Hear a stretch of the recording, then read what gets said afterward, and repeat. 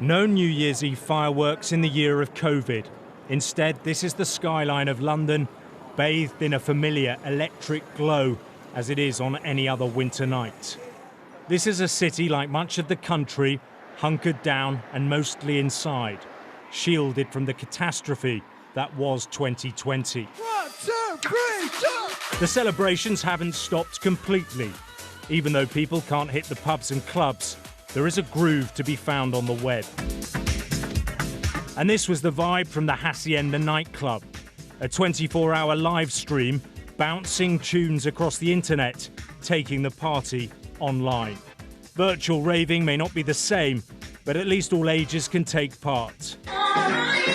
Ollie Mears from Manchester was certainly smashing it with his kids. Adaptation and innovation has been the order of the day to deal with the ever-changing rules. Chef Tom Shepherd turned his restaurant into a supper club. He boxes up ingredients for you to cook up your own fine dining experience. Happy New Year and welcome to the Dine at Home Cook-Along, last one of 2020. And shows you how in YouTube videos. The original thought and concept of it was a case of just getting us back in work and making ends meet. And now we fast forward to New Year's Eve, where we've done an absolute bumper sellout of the whole of November and December. And it's become its own business entirely. And we've brought pleasure to people's homes in this year, which I think is that for me is the main objective. It's also been incredibly frustrating, even for the most entrepreneurial.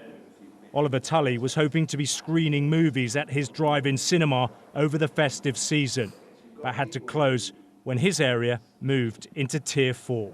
I feel sorry for customers, but I also feel really sorry for businesses like ours, who are just... The events industry is one of the hardest hit industries, along with the travel industry, through all of this pandemic. The beginning of 2020 now seems like a world away. When the fireworks exploded above the capital, there were few signs that a pandemic was on its way, which would consume our way of life. It has been a brutal year, and from Westminster you can see it in microcosm. The infighting of Brexit ending in the finale in the House of Commons, but that turned out to be a sideshow in the face of the pandemic. Over here, St Thomas Hospital, still inundated with coronavirus patients, and it's where the Prime Minister had his own close call with the virus. And on this side, the London Eye. No fireworks, no spectacular show. It could be a symbol for cancelled plans and celebrations.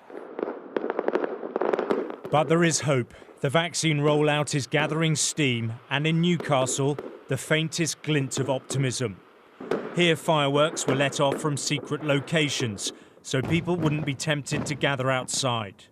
It marks a new beginning and the end of what has been a terrible year. Alex Rossi, Sky News.